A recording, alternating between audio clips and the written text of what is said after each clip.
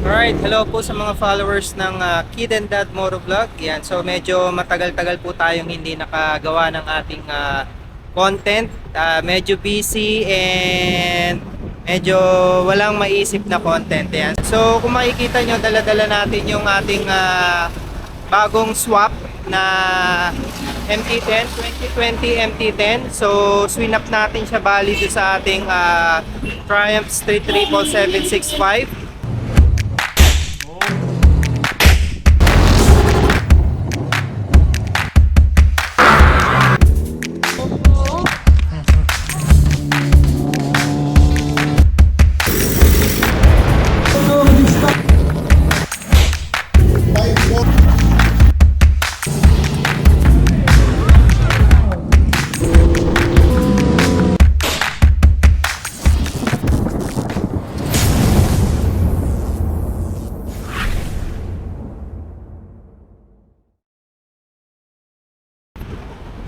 Basically, nagkaroon na tayo nito before 2023 and actually ginamit pa nga natin yung ating unang MT-10 sa 2023 Boss Ironman yan. So naka-finish naman tayo and sobrang satisfied ako sa performance yan since natapos nga natin yung Boss Ironman. Gamit-gamit siya. Yan. So ayun, so i-refresh lang natin. I-share ko sa inyo yung aking mga good experiences, yung aking mga memories with the MT-10, yung aking mga likes, yung mga dislikes na rin, yan ano na rin natin, enumerate na rin natin para at least do sa mga babalak bumili ng MT-10, if bibili kayo ng bagong MT-10 or if say for example isuswap nyo rin kagaya ko yung bike nyo with an MT-10, yan, at least meron kayong mga reference, no, kung ano yung mga para sa akin mga magagandang bagay at mga pangit na rin na matatagpuan natin dito sa MT-10. Ayan. So ayun, unahin natin yung kanyang looks. Ayan. So kung makikita naman natin, no, talagang napaka solid talaga nung looks nitong MT-10.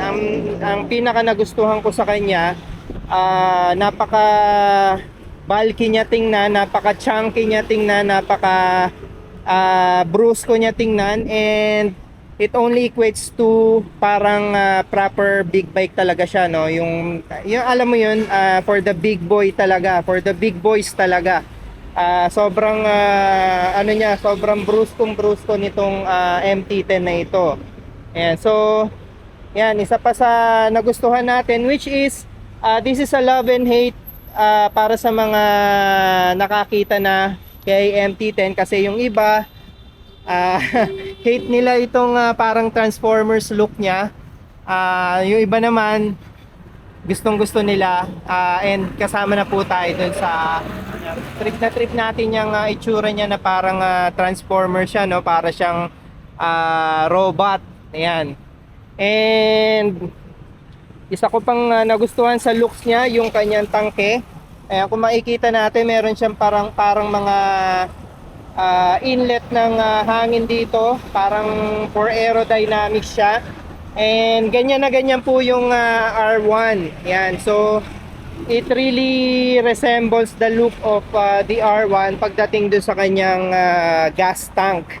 Ayan. And eto, gustong-gusto ko rin tong part na to. However, dito sa model na to, design lang siya. Walang silbi bali tong parang scoop na to, and it's not gathering air para pumunta dun sa airbox or dun sa makina, no. So ang kanyang ram intake ay nandito. Ayan. So diyan pumapasok yung hangin. Ano pa ba? Isa ko pa nagustuhan sa kanya yung kanyang swing arm. Napaka-laki at napaka-chunky rin ng kanyang swing arm as compared sa mga ibang naging bikes natin. Ayan. Isa ko pang nagustuhan sa kanya yung kanyang tail light. Ayan. So ewan ko kung magugustuhan nyo rin yung kanyang tail light, pero para sa akin napakaganda nung kanyang tail light. Kasi parang ano siya, no, nagja-jive siya dun sa looks ng kanyang tail end. Ayan. So ang ganda niyan tingnan, lalo na pagka sa likuran ka galing. Ayan, no. Alright. And what else? Yung kanyang sound, yan. So ang engine po nito ay inline 4 CP4 cross plane 4 engine. So yung kanya pong engine is not the typical inline 4 na kilala po natin or alam natin na yung mga screamer, yung tumitili. So this one has a very different sound note. So ang sound note niya po ay brusco. Yan. So bruskong brusko po yung kanyang tunog. Very comparable sa mga tunog ng mga V engine, V4. Yan. So kamukhang kamukha po niya halos yung tunog ng Aprilia RS V4, lalo na with this exhaust, no. Yan. So napaka laki nung ginaganda nung kanyang tunog with this kind of exhaust. Ayan. Tapos ano pa ba? Mga likes natin, yung kanyang nimbleness. So even if it's a 1000cc bike, and alam naman natin yung mga 1000cc bikes ay more on heavier side, but this one, pag sinakyan mo siya, and lalo na pag umaandar na, napaka gaan niya, and napaka nimble niya, napakadali niyang i-flick, no, from side to side. So yun yung isa sa best characteristics nitong MT-10. Yan. So that's the reason also why nag-enjoy tayo sa kanya doon sa Boss Ironman, kasi napakaganda nga niyang i-ride, napakaganda ng kanyang handling, and hindi tayo masyado napagod sa kanya. Yan, kahit na it's a 24-hour endurance challenge, hindi tayo masyado napagod sa kanya. Yan. Alright, so ano pa ba? Yung kanyang preno. So even if it's not a Brembo, yan, normally yung mga ganitong liter class, they equip it with the M50 or kaya yung Stylema, no. Pero this is a Yamaha brake caliper. It's a proprietary Yamaha brake caliper, and well, for me, napaka-suffice na nito kasi napakaganda na talaga nung kanyang biting power, and I haven't had any issue with this one. Although sinasabi to sa mga ibang reviews na napapanood natin or napanood na natin na it seems like medyo nagfe-fade siya pagka super aggressive braking na, no. Pero in my case, in my experience, never ko naman siya naramdaman na nag-fade siya. Actually, yung una nating MT-10, nagamit na rin natin siya for track day sa may Carmona, sa Clark. Ayan. And winawalwal ko naman siya even do sa straight, sa back straight. Full gas talaga, and then bago mag first corner, talagang sinasagad din natin yung preno niya, and never ko naman siya naramdaman na nag-fade. So okay na okay para sa akin yung braking power nung or braking performance nitong MT-10. Yan. Yan. So isa pang like natin dito sa MT-10 ay yung kanyang sitting position, no. So it's not upright, hindi rin naman siya sobrang subsob para to make you feel uncomfortable pagka sa mga long ride na. So si Yamaha MT-10 is a hyper naked, and yung kanya seating position ay talaga namang nakaka-inlove, kasi yun nga, hindi ka naka-upright, hindi ka rin masyadong subsob. So it's like you have the option para mamili kung ano ba talagang gusto mong position, kung tack position or yung mga super racy position, or medyo on the chill side. Ayan, so pwede kang mamili any of the riding position na gusto mong gawin sa kanya. But for me, of course, ginagawa ko siyang syempre more on race side tayo. So inaano natin siya, pag nagra-ride tayo sa kanya, medyo forward, leaning forward yung position natin, and mas gusto natin yung parang medyo mas on the racy side. Yan. Okay. Isa ko pang gustong gusto sa kanya, yung kanyang radiator at yung kanyang oil cooler. So it really looks like very professional and very premium, kasi normally makikita mo lang yung combo na yan sa mga top end or yung mga top of the line models. Yung pinagsasama nila yung water radiator and yung oil cooler. Yan. So both of these are helping para ma-maintain natin yung correct temperature or working temperature ng ating mga engine. Ayan, para nagtutulungan silang dalawa para hindi masyadong uminit yung makina. Kasi alam naman natin, it's a liter bike, and most liter bikes yan, or all liter bikes are very aggressive engine, no? So yung engine nila tends to get a little bit hotter than the 750, 600 cc's, 400, yan. So ang ganda nung nilagyan nila ng oil cooler aside from the radiator para sa kanyang cooling system. Alright, so ano pa ba? Siguro punta muna tayo sa mga dislikes natin sa kanya. Isa sa dislike ko sa kanya is yung kanyang stock na foot pegs. Yan. So bakit ayaw natin ng kanyang stock na foot peg? The reason why is because medyo mababa, no?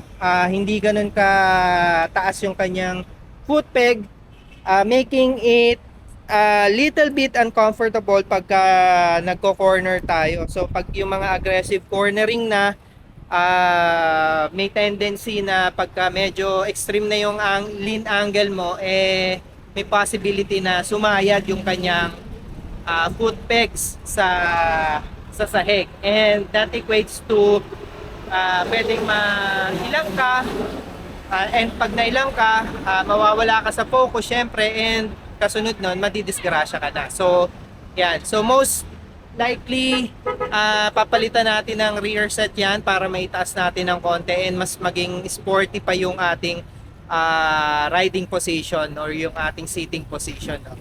Ayan. And isa pang dislike natin, yung kanyang foot peg. Ayan. So kung makikita nyo yung kanyang foot peg ay medyo awkward yung pagkaka-position, kasi kung titingnan nyo yung foot peg, tapos ito yung sakayan ng angkas, ang lapit, diba? Ayan, sobrang lapit niya. And yung anak ko talagang nagre-reklamo siya kasi hindi comfortable talaga yung upo ng angkas dito sa MT-10. So napakatiklop ng tuhod niya and napakataas. Nakakangalay sobra. Yan. So naaawa rin ako minsan doon sa anak ko pagka long ride, tapos ito yung gamit namin na motor, talagang medyo rin siya, medyo pagod din siya, no? So yun yung isa pa sa ayaw natin sa kanya. Ano pa ba?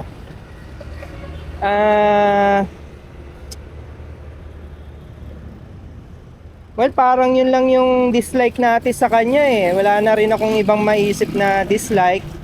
So dagdagan na lang natin yung ating mga likes sa kanya. Yan. So yung isa sa like natin sa kanya, itong kanyang front fork. Yung kanyang front fork. Yan. So kung makikita nyo, this is a KYB, and I think this is one of their top of the line na front fork. Yan. Please correct me if I'm wrong. Hindi ko rin masyadong sure, pero just by the looks of this front fork, talagang sasabihin mo na premium siya, and it looks like parang top of the line talaga siya ng KYB, no? Yan, no? i-ano natin. Alam. Ayan. Alright, so napakaganda niya and fully adjustable na rin siya. Meron siyang preload, may compression, and may rebound. Ayan. And same with the rear shock. Ganun din yung kanya rear shock, napaka premium din. Actually parang magka-pares talaga sila nung nasa harapan kasi it has the same color. Yan, so may mga orange accent din siya. And yung kanyang rear shock is also fully adjustable. So compression, rebound, and yung kanyang preload, no? So kompleto na rin siya. So if you're planning to use the MT-10 on the track, or if you're an aggressive rider, weekend canyon rider, this is one of the best bike for you. Yan, maiitono nyo talaga ng nasa sa inyo kung paano nyo siya gustong itono, yung front fork at yung kanyang rear shock. So makakatulong siya ng malaki para sa inyong performance. Yan, sa canyon carving man or sa racetrack. Yan. Alright, so ano pa ba?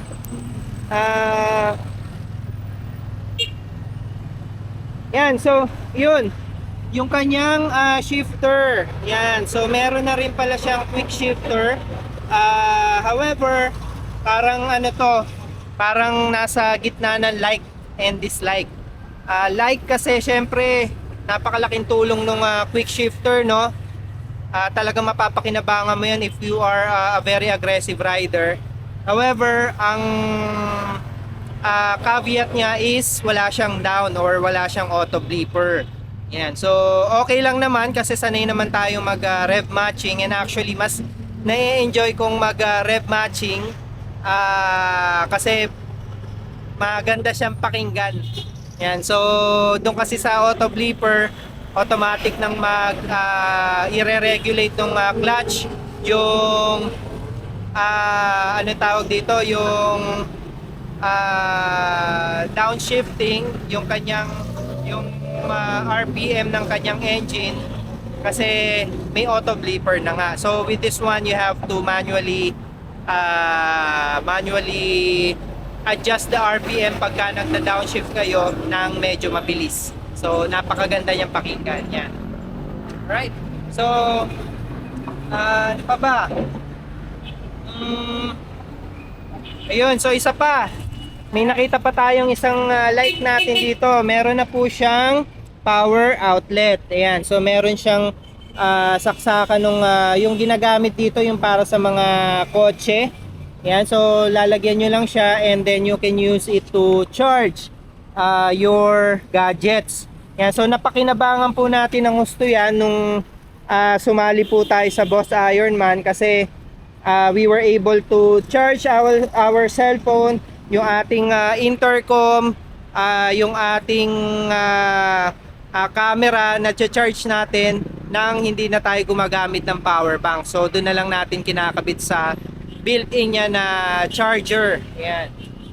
Okay? Yun. Yan, nakita natin siya. So isa sa pinaka best feature pa nitong MT-10 ay yung kanyang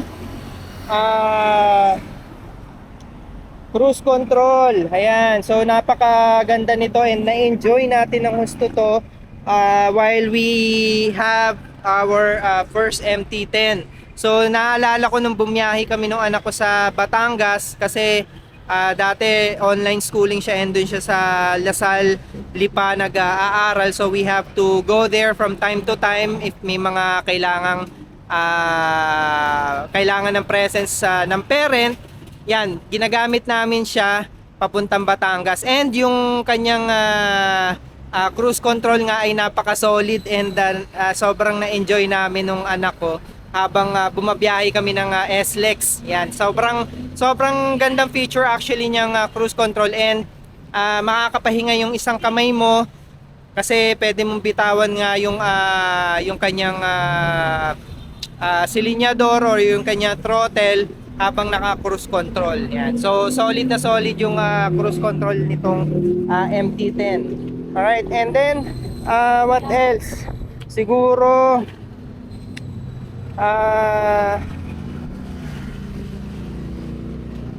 ako, mukhang wala na tayo mahanap, no?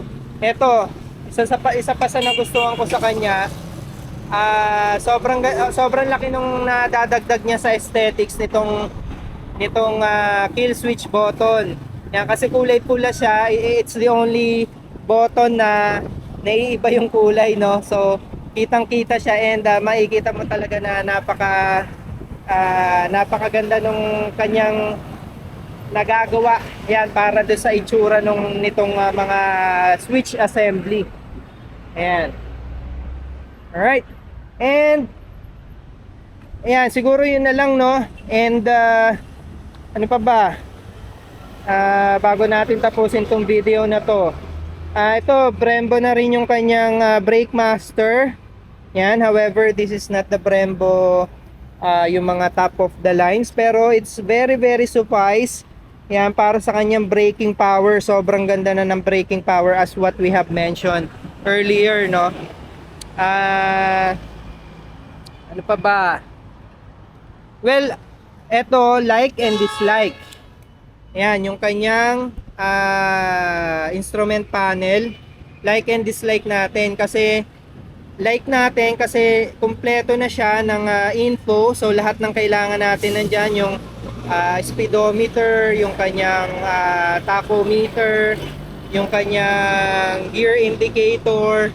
Meron siya ang dami na rin niya mga ibang info na pwede mo makita dyan, like trip 1, trip 2, running fuel consumption, average fuel consumption, yung kanyang odometer. Yan, 19,000 na siya, no? Medyo nasa kalagitnaan, hindi mataas, hindi rin naman mababa. Yan, and eto yung kanyang temperature gauge. Tapos ito yung kanyang fuel gauge. Now, etong fuel gauge, like and dislike din natin siya kasi napakahirap niyang hulaan minsan, kasi yung isang buong taas na part ay kalahati kagad kung ilan yung laman ng tangke. Tapos yung the rest is parang ano siya, guhit, 3 guhit. Ayan. So, sana ginawa na lang nilang pantay, no? Puro guhit na lang, or ginawa na lang nilang 2 malaking tagkalahati. Kasi minsan pagka nagkalahati na siya, mabilis na siya maubos. Yung mga maliliit niya na bar, mabilis na maubos once na ubos na yung kalahati, no? So, medyo it will catch you off guard, lalo na pag long ride and yung mga gasolinahan medyo malalayo yung pagitan. Yan, medyo mabibigla kayo kasi baka maubusan kayo ng gasolina nang hindi pa kayo nakakarating doon sa susunod na gas station. Yan yung isa sa mga challenges na naranasan ko nung nag-Boss Ironman tayo, kasi may mga, syempre puro provinces, and sobrang lalayo ng pagitan ng mga gas station. So yung gas nga niya, kapag nag-deplete na yung kalahati, asahan mo na sobrang mabilis nang maubos yung mga susunod na maliliit na bar. Ayan. Alright. Tapos meron din siyang warning light para sa RPM. So pwede mo rin siyang iset to your preferred RPM. So ako nakaset siya ng 7,000.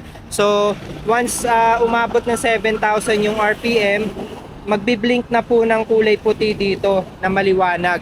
Magbi-blink siya to remind you na kahit hindi ka nakatingin doon sa inyong instrument panel, makikita nyo in your peripheral vision na nagbi-blink yung puti. So it's telling you to shift gear na. Ayan. Alright. So yun, it's also equipped with traction control, ABS. Tapos meron din siyang 3 power mode. Ayan, pakita natin. Hold on.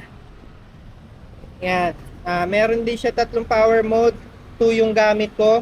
So yan, one is the most powerful, yun yung strongest mapping. Tapos 3 is the weakest, pagka umuulan yan ang ginagamit natin. And 2 yung katamtaman lang. Tapos yung TCS, may 3 levels din. May TCS 3, nasan pa ba? TCS 2 and TCS 1. And of course, pwede rin natin siyang patayin. Yan, TCS off. So pwede mo siyang ma-enjoy ng gusto sa pag nagta-track day kayo, patayin nyo yung TCS para hindi nakikialam yung hindi nag-i-intervene yung engine sa kung gusto nyo, kung paano nyo gusto walwalin yung inyong mga motor or yung inyong mga makina. Ayan. Alright, so ano pa ba?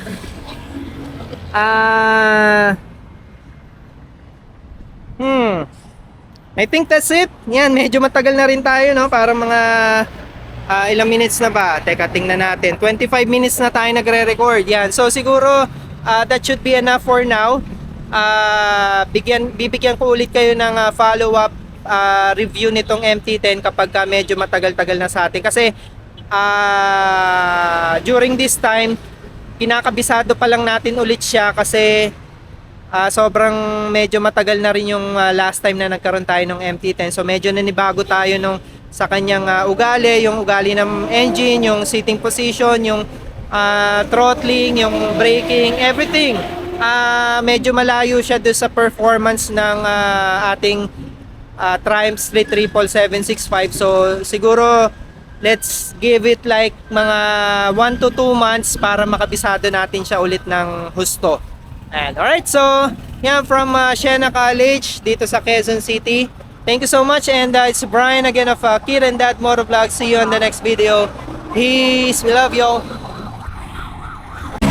Hey, sister, binibideo tayo.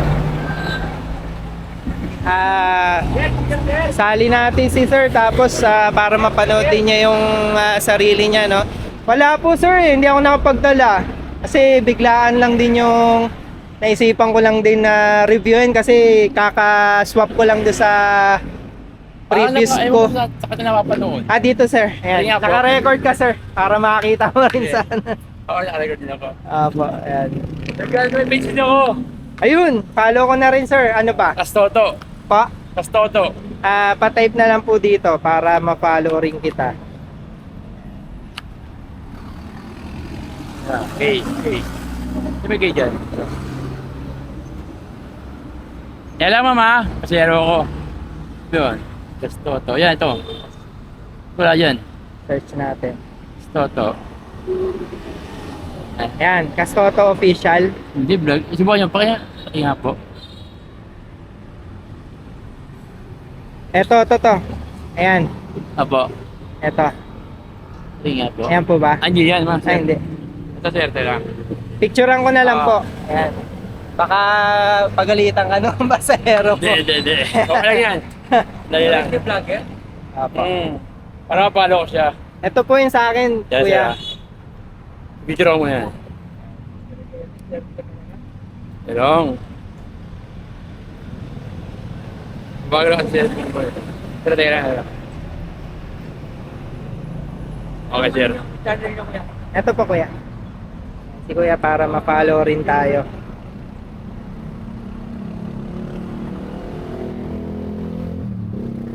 Ito. Ito, paano ba? Ito. Ito sa mga ito. Sir. Yan. Sa YouTube po yan din. Hindi, wala po yan. Yan lang eh. Page Facebook ako. lang po. Sige, follow ko kayo. Daanan ko kayo dito, bigyan ko kayo ng sticker. Okay, sir. Yan lang ako sa Kalamba lang ako. Alam ba? Blumentritt. Okay, thank you, Sige po, ingat po. Ayan, so yun lang. And anong ating paano ba sasabihin natin doon? Review ba or parang refresher ng ating MT-10? And yan, as promised, gagawa tayo ng susunod pa ulit na review dito pagka nakabisado na ulit natin siyang i-ride. Yan. So again from Siena College, yan. It's Brian again of Kid and Dad Motovlog. See you in the next video. Peace, we love you.